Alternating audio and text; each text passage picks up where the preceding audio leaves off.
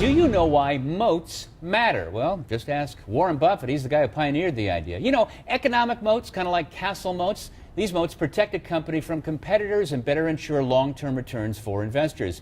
Why Moats Matter also happens to be the name of a new book written by two top Morningstar researchers, including Heather Brilliant, who is co-CEO of Morningstar Australia, a position you just got. Congratulations. Thank you. Well, I know they matter to Morningstar because they are kind of a cornerstone of your research.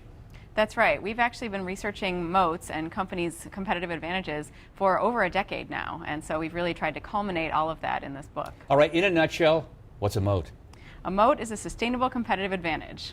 You've rehearsed that line, it sounds like. But it's come up a few times. But it's strategically done. It's something that companies do to protect themselves from competitors who might take over, say, market share.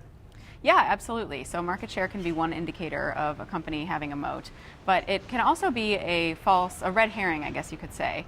And so you have to be careful, because if you look at GM or Ford, for example, they have very large market share, but they don't have moats because their businesses are highly competitive.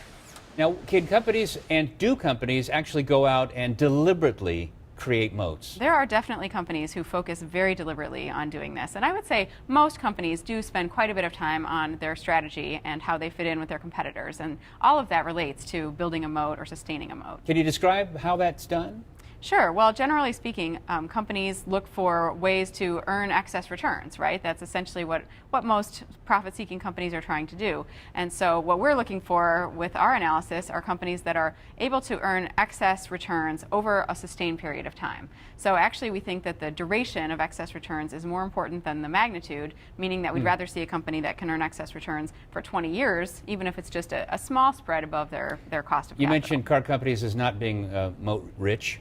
A couple or three companies that do a good job at this? Sure. Well, eBay is one great example. Actually, their PayPal division is a very interesting business because it benefits from a network effect. And a network effect is one of the 5 sources of moat we've identified. And as more people are using PayPal, it becomes more valuable to the people who are using it. And so that's really how a network effect helps enhance a moat. All right, Heather Brilliant from Morningstar. Thanks so much. Thanks for having me.